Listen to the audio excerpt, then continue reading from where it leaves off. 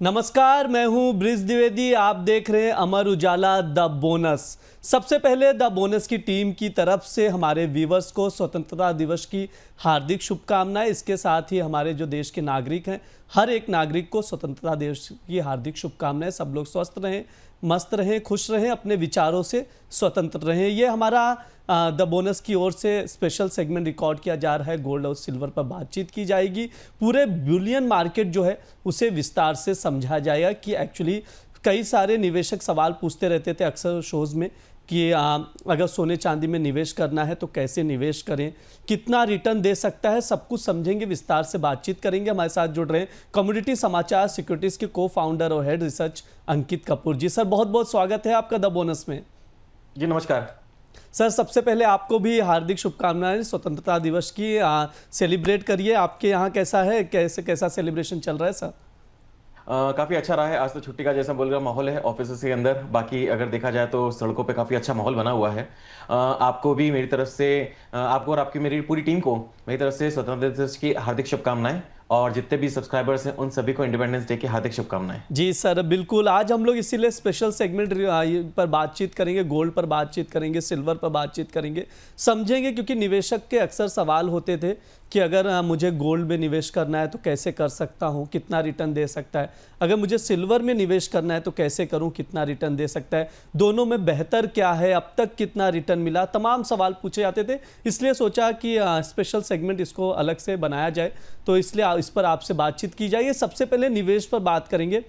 जो आंकड़े हम लोग ने निकाला है उसमें अगर देखें तो पिछले एक साल में गोल्ड में अगर रिटर्न की बात करें तो लगभग 34% का रिटर्न यहां पर एक साल में दिखाई दिया है।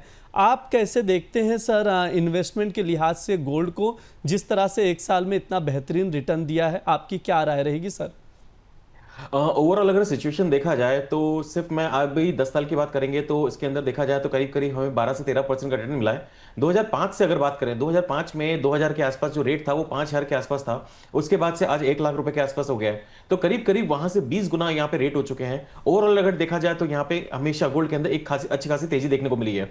जो निफ्टी ने रिटर्न दिया है उसी के आसपास कहीं ना कहीं मिलता जुलता रिटर्न हमको गोल्ड के अंदर भी दिखने को मिला है। तो एक एसेट क्लास के रूप में अगर देखा जाए तो फिक्स्ड इनकम में अगर आप देखें तो 6.8% का रिटर्न मिलता है। जैसा कि आप बता रहे हैं, अभी इक्विटी में इस साल थोड़ा रिटर्न नहीं मिला है। एक साल का रिटर्न अगर देखा जाए तो गोल्ड के अंदर अच्छा खासा मिला है, लेकिन ये रिटर्न हर साल 44% का 45% का रहेगा ऐसा रहने वाला नहीं है। लेकिन अगर हम लॉन्ग टर्म की बात करते हैं तो ये रिटर्न्स हमें 12 से 15% के रेंज में जो दिख रहे हैं वो आने वाले टाइम में भी बनते नजर आएंगे। तो एक एवरेज जो 10% का रिटर्न है जो इक्विटी में मिल रहा है, जो रियल एस्टेट में मिल रहा है, जो हमें अभी गोल्ड के प्राइसेस में मिल रहा है और जो निफ्टी में मिलता है, सेम उसी तरह से गोल्ड में के अंदर भी मिल रहा है। तो मुझे लगता है कि जो रिटर्न्स हैं ये लंबे समय में इसी तरह से रहेंगे। और निवेश के लिए आज भी जो 1 लाख का रेट है मुझे नहीं लगता कि बुरा है।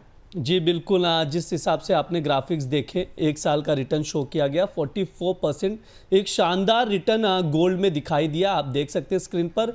अगर दूसरे जो मार्केट है, दूसरे एसेट क्लासेस अगर उससे कंपेयर करें तो यहाँ पर आप देख सकते हैं लिक्विड फंड से कंपेयर करें, इक्विटी से कंपेयर करें तो सोने ने 44% रिटर्न दिया है। दूसरी जो एसेट क्लास है वो कहीं भी नज़र भी नहीं आ रही एक साल के रिटर्न के हिसाब से देखें तो एक शानदार विकल्प जो भी निवेशक हैं उनके लिए बन सकता है। इसके अलावा अगर 10 साल के रिटर्न पर भी बातचीत कर लेते हैं, क्योंकि ये पिछले एक साल में सोने की कीमतों में बहुत ज़्यादा उछाल देखने को मिली थी। हालांकि अगर 10 साल का भी रिटर्न का एवरेज लेकर चले तो करीब 13-14% के आसपास निकल कर आ रहा है। द बोनस की टीम जो है इसको लगातार रिसर्च कर रही थी कि कितना रिटर्न बन रहा है। तो जो टीम ने आंकड़े निकाले उसके मुताबिक अगर आप देख सकते हैं सोने में लगभग 13.71% है, मतलब 13-14% का एक एवरेज लेके चल सकते हैं। 10 साल में रिटर्न है।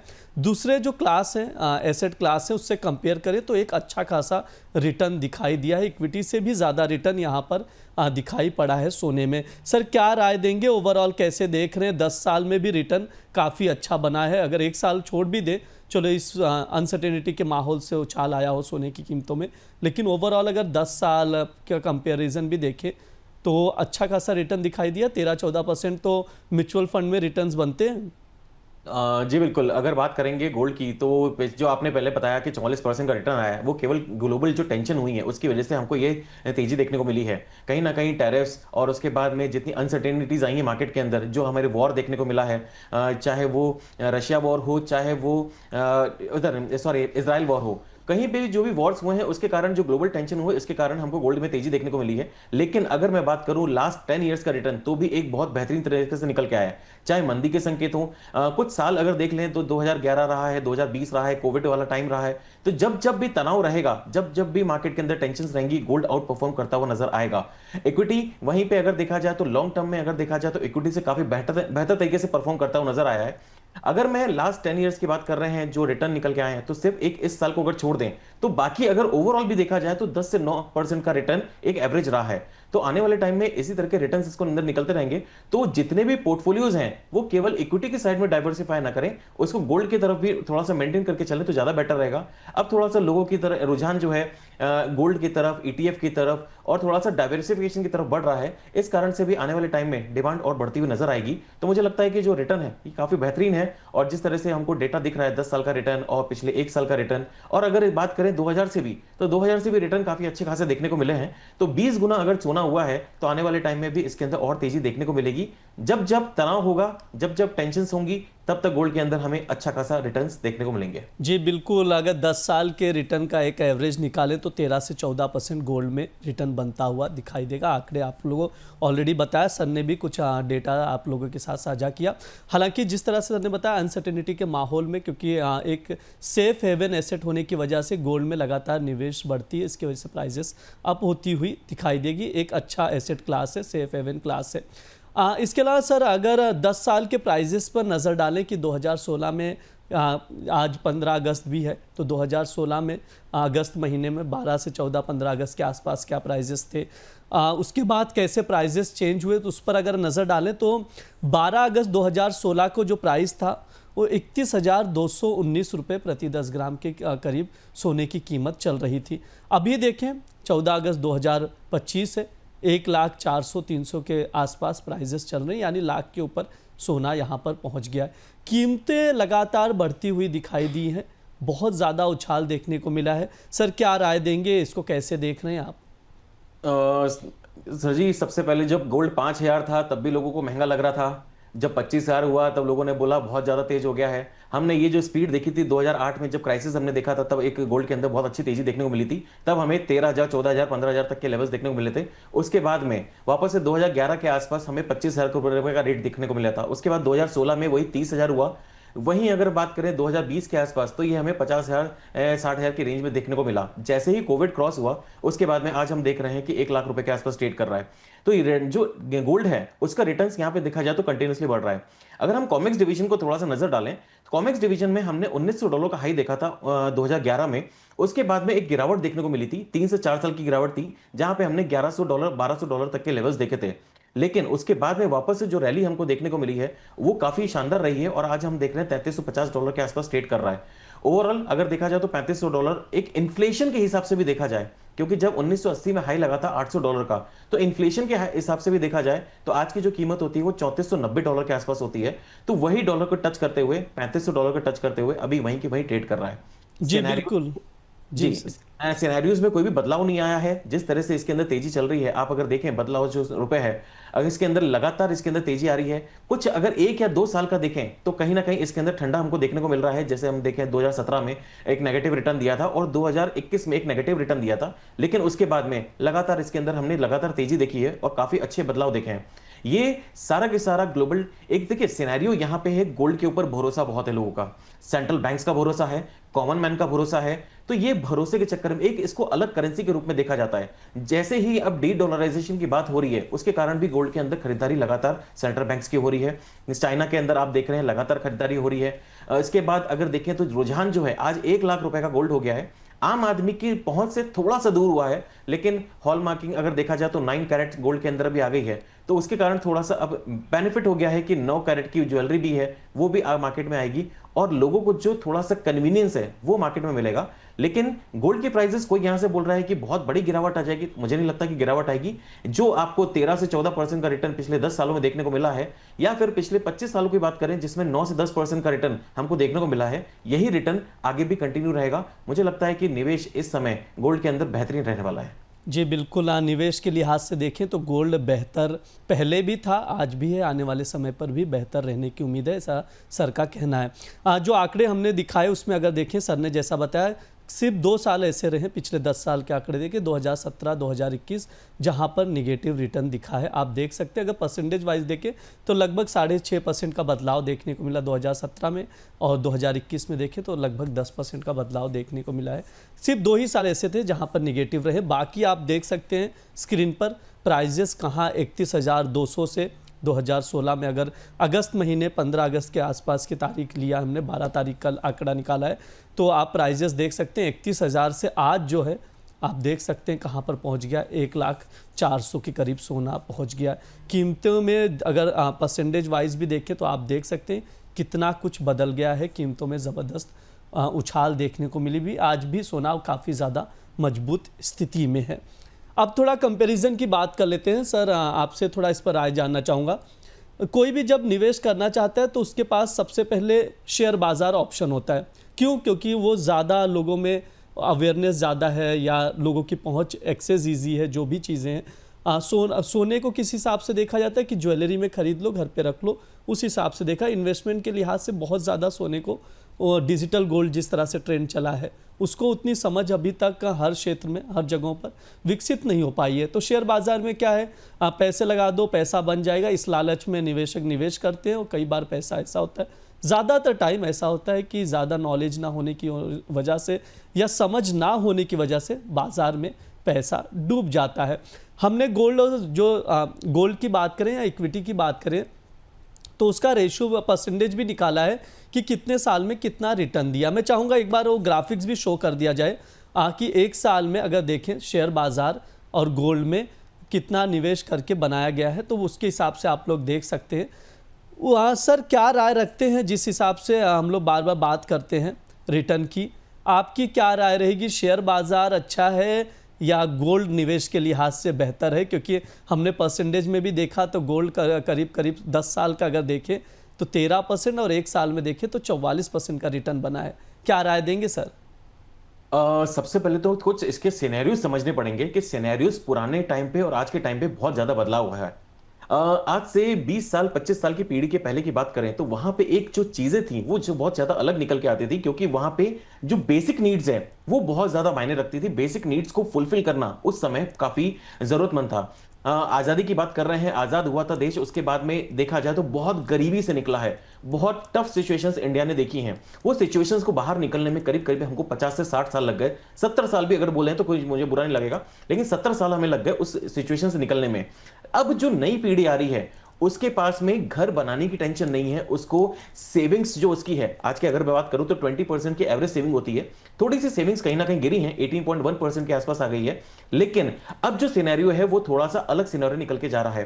पहले लोग इक्विटी मार्केट में भी नहीं आते थे लोगों, लेकिन अब इक्विटी मार्केट में जो यंगस्टर्स हैं वो निकल के आए हैं और बहुत बेहतरीन तरीके से निकल के आए हैं। गोल्ड ऐसा नहीं है कि लोगों को पता नहीं था, लोगों को बहुत टाइम से गोल्ड को पता था, लेकिन उसके ऑप्शंस उनको नहीं पता थे। जैसे आज की तारीख में ईटीएफ है, ईटीएफ के अंदर जो इन्वेस्टमेंट्स हैं उसके अंदर एक बेहतरीन तरीके से निकल के आया है, जहां पे रिटेल जो इन्वेस्टर्स हैं, जो यंगस्टर्स हैं, वो अपना पैसा लगाना चाहते हैं और बहुत बड़े मात्रा में 18% साल का जो पैसा है, जो सेविंग्स है, वो अगर वो मार्केट के अंदर डाल रहे हैं तो उनके पास जगह नहीं है। Equity market and commodities market दोनों के अंदर उनको जाना ही पड़ेगा। तो जो सेविंग्स वाली चीजें हैं, जो पुराने जमाने में घर खरीदना है, एजुकेशन है, उस चीजों से आगे बढ़कर अभी सबसे अच्छी चीज जो कल निकल के आई है और जो इंडिया को रिटर्न में गिफ्ट मिला है, वो हमारी रेटिंग है। जो BBB- थी उसको BBB कर दिया गया है। FIIs इंडिया में नहीं आ रहे हैं, काफी टाइम से देखा जाए तो कंटिन्यूसली उनका आउटफ्लोज है, लेकिन DIS की तरफ से जो हमारा इंस्टीट्यूशंस है वो डायरेक्टली इनडायरेक्टली देखा जाए तो पैसा हमारा ही है, जो डायरेक्टली मार्केट में निवेश हो रहा है और काफी अच्छी बाइंग आ रही है, लगातार बाइंग कर रहे हैं। तो मुझे लग रहा है कि जो पैसा सेविंग्स जो है कंटिन्यूसली बढ़ती जाएंगी और ये सेविंग्स इक्विटी मार्केट में इन्वेस्ट हो रही है। यही आने वाले टाइम में गोल्ड में भी इन्वेस्ट होती हुई नजर आएगी। अब लोगों का रुझान धीरे धीरे गोल्ड की तरफ बढ़ रहा है। लोगों को समझ में आ रहा है कि हम ईटीएफ की तरफ भी निवेश कर सकते हैं, फिजिकल मार्केट में भी निवेश कर सकते हैं, और लॉन्ग टर्म में डाइवर्सिफिकेशन बहुत ज्यादा जरूरी हो गया है। अगर सिर्फ निफ्टी या में ट्रेड करना है तो क्या होता है कि अगर सिनेरियो बदला, कोई भी अगर मंदी के संकेत मिलते हैं या फिर ग्लोबल मार्केट में टेंशन क्रिएट होती हैं, तो गोल्ड आपको बेनिफिट देगा। निफ्टी अगर आप देखें तो पिछले 1.5 साल में गिरावट देखने को नहीं मिली है, रिटर्न नहीं आया है, कोई बात नहीं, रिटर्न अगर एक देखा जाए तो 1% का देखने को मिला है, लेकिन गोल्ड ने इसको रिटर्न बहुत अच्छा देखने को मिला है। कुछ साल ऐसे भी होंगे जहां पे इक्विटी में बहुत अच्छा रिटर्न देखने को मिलेगा और गोल्ड में आपको शायद नेगेटिव रिटर्न या फिर कोई रिटर्न देखने को नहीं मिले या फिर कम रिटर्न देखने को मिले। तो आज की तारीख में जितने भी ट्रेडर्स हैं, जितने भी इन्वेस्टर्स हैं, उनको यही राय रहेगी कि आप अपना पोर्टफोलियो के अंदर गोल्ड को भी एक मान्यता दें। और अब ऐसा नहीं कि दे नहीं रहे, अब लोगों ने देना चालू कर दिया है, ईटीएफ की तरफ बढ़ना चालू कर दिया है। हम लगातार देख रहे हैं ईटीएफ की होल्डिंग्स बढ़ रही हैं और यही चीज अब निफ्टी की तरफ भी जा रहा है। लोग गोल्ड में अगर टेंशन होगी तो गोल्ड में पैसा लगाएंगे, अगर टेंशन रिलीज होती है तो इक्विटीज, बॉन्ड्स, इस तरफ पैसा लगाना शुरू कर देते हैं। जी बिल्कुल, स्क्रीन पर जो शो कर रहा है उसके अकॉर्डिंग आप लोग देख सकते हैं किस तरह से गोल्ड और दूसरे जो एसेट क्लास है रिटर्न कैसे डिफ्रेंशिएट किया जा रहा है। इक्विटी की बात की जाए, अगर 10 साल के रिटर्न की बात की जाए तो 11.11% लगभग 11% आप पकड़ के चल सकते हैं रिटर्न मिला है। सोने की बात की जाए तो लगभग 14%, यानी यहाँ पर भी अगर इक्विटी मार्केट से, शेयर बाजार मार्केट से कंपेयर करें तो 3% ज़्यादा का सोने में रिटर्न मिला है। कैश मार्केट की बात करें या फिक्स इनकम की बात करें तो परसेंटेज वाइज तो बहुत ज़्यादा डाउन है। वहीं अगर 1 साल के रिटर्न की बात करें तो यहाँ पर सोने ने 44% से ज़्यादा का रिटर्न दिया, इक्विटी करीब करीब 1% का रिटर्न है। आप समझ सकते हैं 43% का डिफरेंस है जो कि बहुत ज़्यादा है। फिक्स इनकम और लिक्विड फंड की बात की जाए तो 6.5% के आसपास का रिटर्न मिला है। यानी अगर पिछले 1 साल में अगर आप कुल मिलाकर जो आंकड़े दिखा रहे हैं उसके अकॉर्डिंग देखें तो सोने ने बहुत ज़्यादा रिटर्न दिया है, और 10 साल में देखें तब भी इक्विटी और सोने में डिफरेंस रहा है 3% का, वहाँ पर भी सोने ने बेहतर रिटर्न दिया। ये ओवरऑल आंकड़े हैं। अब सर थोड़ा सा गोल्ड सिल्वर रेशो की ओर भी चलते हैं, गोल्ड सिल्वर रेशो पर बात करते हैं। कई ज्वेलर्स के सवाल होते हैं, क्या हमें गोल्ड सिल्वर रेशो के बेसिस पर हेजिंग करनी चाहिए या नहीं करनी चाहिए, एमसीएक्स पर बाय करना चाहिए गोल्ड या नहीं। इसके अलावा गोल्ड सिल्वर रेशो को विस्तार से अच्छे से समझ नहीं पाते कि ये कैसे होता है। अगर रेशो अप जा रहा है तो क्या होगा गोल्ड सिल्वर में, डाउन जा रहा है तो क्या होगा गोल्ड सिल्वर में। मैं चाहूँगा सर थोड़ा सा आप इसको विस्तार से अच्छे से समझाइए हमारे ज्वेलर्स भाई के लिए स्पेशली। बिल्कुल, सबसे पहले तो हमको ये समझना होगा कि गोल्ड सिल्वर रेशो क्या है। ये एक बहुत ही पुराना इंडिकेटर है जो बताता है कि 1 ऑन्स सोना खरीदने के लिए आपको कितने ऑन्स चांदी की जरूरत पड़ेगी। अगर मैं फॉर्मूला लूं, आज के मान के चलिए कि $3500 चल रहा है पर ऑन्स, और वहीं चांदी चल रही है $35 पर ऑन्स। अगर इसको देखें तो गोल्ड सिल्वर का जो रेशियो है, मतलब गोल्ड डिवाइडेड बाय सिल्वर, अगर मैं 3500 डिवाइडेड बाय मैं 35 करता हूं तो उसका आता है 100, मतलब गोल्ड सिल्वर रेशियो कितना हो गया 100। अगर आप देखेंगे, आप ट्रेडिंग व्यू या फिर किसी भी आप वेबसाइट पे जाके देखेंगे तो इसका फॉर्मूला है, जो कोडिंग है वो XAUXAG, मैं फिर से बोल रहा हूं XAUXAG देखेंगे, मतलब गोल्ड डिवाइडेड बाय सिल्वर, ये स्पॉट के हैं, उसमें आपको रेशियो निकल के आता है। मतलब आपको 100 ऑन्स चांदी खरीदनी पड़ेगी 1 ऑन्स सोना खरीदने के बजाय। अगर आप 1 ऑन्स सोना खरीदते हैं उसके बदले में आपको 100 ऑन्स चांदी खरीदनी पड़ेगी। इसको और थोड़ा सा समझते हैं। अगर गोल्ड सिल्वर रेशो अगर अभी 100 चल रहा है और आपको लग रहा है कि ये 110 तक जाएगा, तो आपको क्या करना होगा, आपको इसका सीधा मतलब ये होता है कि गोल्ड के अंदर ज्यादा मजबूती रहेगी कंपेयर टू सिल्वर। मतलब सिल्वर अगर गिरती है तो ज्यादा गिरावट होगी एज कंपेयर टू गोल्ड। अगर यही चीज आपको लगती है कि गोल्ड सिल्वर रेशो मुझे लग रहा है कि अभी 100 चल रहा है और ये 90 तक आ जाएगा, तो इसमें क्या होगा, आपको सिल्वर बाय करनी है एज कंपेयर टू गोल्ड। तो क्या होगा, उसमें आपको रेशियोज में, बहुत सारे लोग हैं जो रेशियो में ट्रेड करते हैं, जो थोड़ा सा वायदा जो रहता है, स्प्रेड ट्रेडिंग जिसको बोलते हैं, गोल्ड भी लिया और सिल्वर भी। तो एक तरफ वो गोल्ड खरीदते हैं, एक तरफ सिल्वर वो बेच देते हैं, या फिर एक तरफ वो सिल्वर खरीदते हैं और दूसरी तरफ वो गोल्ड बेच देते हैं। इसका मतलब क्या होता है, अगर रेशियो में गिरावट है तो चांदी के अंदर ज्यादा मजबूती देखने को मिलेगी एज कंपेयर टू गोल्ड, और वहां पे ट्रेडर्स मुनाफा कमा सकते हैं। ट्रेडर्स के बहुत सारे अलग अलग तरीके से होते हैं, वहां पे जो रेशियोज को देख के लोग लॉन्ग टर्म भी ट्रेडिंग कर सकते हैं। अगर आज देखा जाए तो 87-88 के आसपास चल रहा है। जो मैं इसका अगर मैं एवरेज बात करूं, अगर मैं इसकी एवरेजिंग की बात करूं तो आमतौर पर ये 20 से 30 साल का जो एवरेज है वो 60 टू 80 के आसपास रहता है। संकट के समय जब कोविड आया था तब इसके बाद में हमें 120 तक के लेवल्स देखने को मिले थे, मतलब 120 तक की ऊंचाई पे पहुंच गया था। उसके बाद जब बुलियन का बूम आया था, जब हमने देखा था 2011 में, तो यही रेशियो 30 से 40 तक गिर गया था।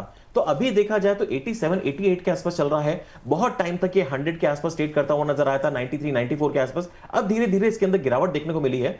तो यहां पे जो ट्रेडर्स हैं वो सोने के अंदर कम लगा के उसके अंदर चांदी के अंदर ज्यादा मात्रा में खरीदारी कर सकते हैं। बहुत से ट्रेडर हैं जो इसको थोड़ा सा अगर देखा जाए तो सेफ हेवन के रूप में भी देखते हैं। अगर उनको ऑप्शन में लगता है कि मैं ऑप्शन ट्रेडिंग करना चाहता हूं, इसको ऑप्शन ट्रेडिंग के रूप में भी देखा जा सकता है। अगर रेशो ऊंचा है, अगर आपको लग रहा है कि रेशो ऊपर जाने वाला है तो आप गोल्ड खरीद के चल सकते हैं। अगर आपको लग रहा है कि रेशो गिरने वाला है तो आप चांदी खरीद के चल सकते हैं। बाकी अगर मैं बात करूं ओवरऑल ट्रेंड की, तो ओवरऑल अगर मैं ट्रेंड की बात करूं तो इसके अंदर लोग सबसे ज्यादा क्या करते हैं, अगर किसी के पास मेरा रेशो लग रहा है कि मेरा पास गोल्ड है रखा हुआ है, मान के चलिए किसी के पास 100 ग्राम गोल्ड रखा हुआ है, उतने ही पैसे में फिर वो क्या करेगा, अगर उसको गोल्ड सिल्वर रेशो गिरता हुआ नजर आ रहा है तो उतने ही पैसे में वो चांदी खरीदने की कोशिश करेगा ताकि उसको बेटर रिटर्न वहां पे मिल सके। जी बिल्कुल, ये ओवरऑल गोल्ड सिल्वर रेशो जिस तरह से सर ने बताया उस हिसाब से जिस तरह हम लोग देखें काफ़ी ज़्यादा हेल्पफुल होगा, काफ़ी ज़्यादा फ़ायदा मिलने वाला है ज्वेलर्स को, क्योंकि वो लगातार इसको लेकर कंफ्यूज रहते हैं कि मोमेंट्स कैसे दिखाई देंगे गोल्ड सिल्वर के प्राइजेस को। सर इसके लिए बहुत बहुत धन्यवाद मेरी तरफ से भी, आपने जिस तरह से समझाया इतना सरल भाषा में लोग आसानी से समझ सके उसके लिए बहुत बहुत शुक्रिया। अब अगले सेगमेंट की ओर थोड़ा सा बढ़ते हैं, टारगेट्स को लेकर। जिस तरह से हमने देखा सर, जब भी निवेश की बात होती है तो जो भी निवेशक है वो जानना चाहता है अगला टारगेट क्या, कि मुझे अब तक रिटर्न जो देख रहे हैं आंकड़े वो तो बेहतर रहे हैं, लेकिन अगर आने वाले समय पर भी क्या सोना उतना ही बेहतर रिटर्न देगा, ये सवाल अक्सर बना रहता। तो मैं आपसे जानना चाहूँगा, आज 15 अगस्त है, हम अगले साल के 15 अगस्त तक के अगर टारगेट लेकर चलें तो सोने और चांदी दोनों में क्या टारगेट आप लेकर चल सकते हैं, कितना रिटर्न बनता हुआ दिखाई दे सकता है? इसके पहले कुछ चीजें हमको समझनी पड़ेंगी कि मार्केट के सिनेरियोज क्या हैं। सिनेरियोज अभी इस समय क्या है, आज पुतिन के साथ में मीटिंग होने वाली है। आज रात को भारतीय समय अनुसार करीब 1 बजे के आसपास मीटिंग है रात को। अब मार्केट तो क्लोज हो चुके होंगे, उसके बाद मीटिंग का जो रिजल्ट आएगा उसके बाद सारी सिचुएशन क्लियर होगी। लेकिन जो इस तरह के स्टेटमेंट चल रहे हैं, डोनाल्ड ट्रंप ने कल एक स्टेटमेंट दिया कि मुझे 25% उम्मीद है कि जो हमारी डील है वो नहीं हो सकती है और ये सारी चीजें क्लियर नहीं हो पाएंगी। अब उन्होंने इस तरह का स्टेटमेंट, वो 25% रेशो कहां से लेके आया ये किसी को नहीं पता है। उसके बाद जो सबसे बढ़िया चीज निकल के आई है, उन्होंने एक चीज धमकी दी भारत को कि अगर पुतिन के साथ में मीटिंग होती है और वो सक्सेसफुल नहीं होती है तो इंडिया के ऊपर टैरिफ बढ़ा देंगे। आपकी वहां पे अगर बैठक में कुछ नहीं हो रहा है तो इंडिया का उससे क्या लेना देना है। ये सारी चीजें बहुत आश्चर्य करने वाली हैं। मिस्टर बेसेंट हैं, वो लगातार एक चीज बोल रहे हैं कि चाइना के ऊपर 200% टैरिफ लगा दिया जाएगा। इतना आसान नहीं लग रहा है। अब वहां पे जो विरोध के स्वर हैं वो उठते हुए नजर आ रहे हैं। लेकिन कार्यकाल कब खत्म, कार्यकाल खत्म होने की बात की करी जा रही है। जो मिस्टर फेड हैं, Powell, mister Fed chairman mister Powell है, उनके कार्यकाल खत्म करने की बात करी जा रही है। तो इस तरह की जो सिचुएशंस निकल के आ रही हैं, देखिए इंटरेस्ट रेट कट होगा, लेकिन कल जो पीपीआई के आंकड़े आए हैं वो काफी बढ़कर आए हैं, तो इन्फ्लेशन वहां पे बढ़ता हुआ नजर आ रहा है। तो जो एक्सपेक्टेशन थी कि सितंबर में रेट कट कर देंगे, और जो डोनाल्ड ट्रंप बार बार प्रेशर बना रहे थे कि आप इंटरेस्ट रेट को कम करिए, वो कम होता हुआ नजर नहीं आ रहा है। मैं फिर से वही बोल रहा हूं कि अगर इंटरेस्ट रेट कम होता है तो अगर 0.25% होता है तो उसका कोई फर्क नहीं पड़ेगा, मार्केट में इतना कोई असर देखने को नहीं पड़ेगा। लेकिन 0.50%, 1%, 1.5% इस तरह की अगर बड़ी कटौती होती है तो डेफिनेटली मार्केट में एक बड़ा बुल रन गोल्ड में हमें वापस से देखने को मिलेगा। क्योंकि इंटरेस्ट रेट अगर कम होगा तो डेफिनेटली जो पैसा है वो वापस शिफ्ट होकर गोल्ड की तरफ ही आएगा। और अगर हम बात करते हैं कि अगर ये इन्फ्लेशन जो है वो कंट्रोल में नहीं हो रहा है, हम जैसा कि देख रहे हैं, मैंने आपसे जब बात भी करी थी तब एक चीज क्लियर करी थी कि ये क्रूड ऑयल प्राइसेस की वजह से हमें इन्फ्लेशन थोड़ा सा वहां पे कंट्रोल देखने को मिला है और 2.7% ही रहा है। लेकिन अब जो पीपीआई के आंकड़े हैं उसने क्लियर करा है कि महंगाई वहां पे बढ़ी है, चीजों के दाम वहां पे बढ़े हैं। अभी मैं एक न्यूज देख रहा था, वॉलमार्ट ने भी अपनी बहुत सारी जो प्राइसेस हैं, साबुन तक के प्राइसेस उन्होंने वहां पे बढ़ा दिए हैं। तो बहुत सारी चीजें हैं, तो बेनिफिट्स वहां पे कंज्यूमर को नहीं मिल रहा है, कंपनीज को मिल रहा है। तो टैरिफ बढ़ने के पहले ही उन्होंने वो सारी चीजें तैयारी कर रखी थी, तो बेनिफिट्स वहां पे कंपनीज को मिल रहा है, लेकिन जो कंज्यूमर है उनको नहीं मिल रहा है। कंज्यूमर कॉन्फिडेंस के डेटा भी आज शाम को आने वाले हैं, रिटेल ट्रेडर्स के भी डेटा आज शाम को आने वाले हैं। तो ये सिनेरियो जो है आने वाले टाइम में और गहराता हुआ लगेगा और दिक्कतें देखने को मिलेंगी। डेट हेज यूएस का कम होता हुआ नजर नहीं आएगा आपको कहीं भी, लेकिन ग्लोबल टेंशन जिस तरह से बढ़ी हुई हैं, ये आने वाले टाइम में चुनौतियां जरूर देगा। इंडिया को चाइना का सपोर्ट मिलता हुआ नजर आ रहा है, जैसे कि हमने कल देखा था कि चाइना की तरफ से स्टेटमेंट आया कि इंडिया और चाइना मिलकर बेहतरीन तरीके से कर सकते हैं। तो रास्ते हर इंसान, हर कंट्री अपने अपने तरीके से निकालने की कोशिश करेगी। ऐसा नहीं हो कि आने वाले टाइम में जो अमेरिका है वो अलग थलग पड़ जाए और बाकी सारी कंट्रीज एक तरफ हो जाएं। तो मुझे डॉलर में बहुत बड़ी गिरावट का अंदेशा है, जो हमने 2011-2010 के टाइम पे देखा था कि 70 रुपए के आसपास आ गया था, 70 पॉइंट्स के आसपास आ गया था। अभी वही देखा जाए तो इसके अंदर और गिरावट देखने को मिल सकती है। तो अभी 95, 96, 97 के आसपास अभी ट्रेड कर रहा है, लेकिन अगर इसके अंदर गिरावट मिलती है तो गोल्ड के अंदर बड़ी तेजी अभी और देखने को मिल सकती है। तो मुझे लगता है कि इस दिवाली तक अभी टेंशन खत्म नहीं हुई है, बहुत टाइम से एक रेंज में ट्रेड कर रहा है। आज भी देखा जाए तो थोड़ा सा पॉजिटिव ही है गोल्ड, लेकिन सब शाम का इंतजार कर रहे हैं। लेकिन इस इंतजार के बाद भी गोल्ड का मुझे टारगेट 1,06,000 तक दिवाली तक लगता है, और सिल्वर का टारगेट 1,21,000 रुपए तक दिवाली तक मुझे देखने को मिल सकता है। जी सर 15 अगस्त तक का टारगेट जानना चाह रहे थे सर। अगर आप 15 अगस्त तक की बात कर रहे हैं अगले साल 15 अगस्त 2026 तक का, क्योंकि आज स्वतंत्रता दिवस का है, तो समझो आज से कोई निवेश करना चाहता है गोल्ड में, तो अगले साल का टारगेट क्या लेकर चल सकता है? जी बिल्कुल, अभी तो मैंने आपको दिवाली तक का बताया था। अगर मैं 15 अगस्त की बात करूं, अगले साल 15 अगस्त तक, तो मुझे लग रहा है कि कहीं ना कहीं इसका टारगेट मुझे 1,13,000 से 1,18,000 तक देखने को मिल सकता है गोल्ड के अंदर। और वहीं अगर सिल्वर की बात करें तो मुझे 1,36,000 तक के लेवल्स हमें देखने को मिल सकते हैं। तो ये एक सिनेरियो है। सिल्वर भी अगर देखा जाए तो पॉजिटिव बना रहेगा, तो गोल्ड भी पॉजिटिव रहेगा। तो मुझे लगता है गोल्ड का टारगेट 1,13,000 से लेकर 1,18,000 तक देखने को मिलेंगे।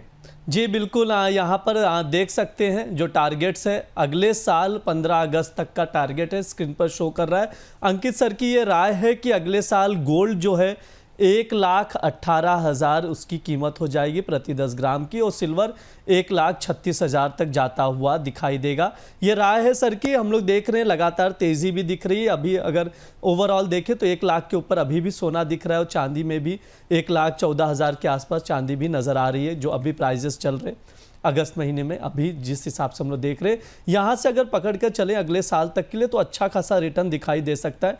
जो इस तरह से सर बता रहे हैं रेंज आप देख सकते हैं, नोट डाउन करके भी चल सकते हैं कि ये टारगेट के आसपास गोल्ड और सिल्वर नजर आएंगे। 1,18,000 पर गोल्ड दिखेगा और सिल्वर 1,36,000 के आसपास दिखाई देगा।